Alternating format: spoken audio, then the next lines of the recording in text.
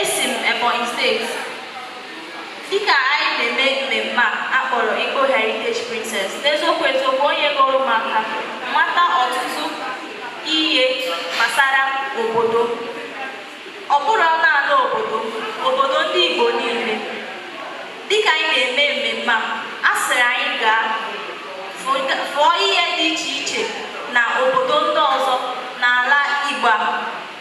Ebe nga ịchọpụta ihe a na-achọpụta bụ ebe a kpọrọ obodo Amasịrị. Obodo Amasịrị, ihe ejiri mara ha bụ nri a na-akpọ ịkpọrịkpọ.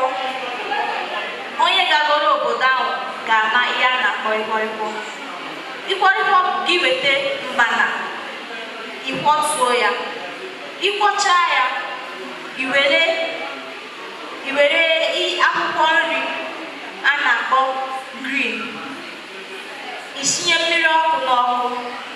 Mmiri ọkụ na-asụ, ga-ewere ihe ahụ ịkpọtụrụ, were ya tinyezie n'ime mmiri. Ọ kpọzie nke ọma,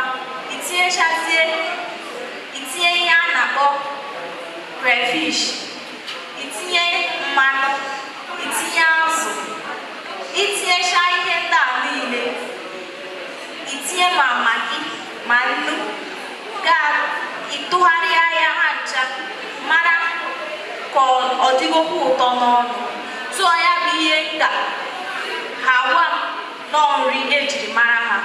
Ọ ya bụ ihe nsi.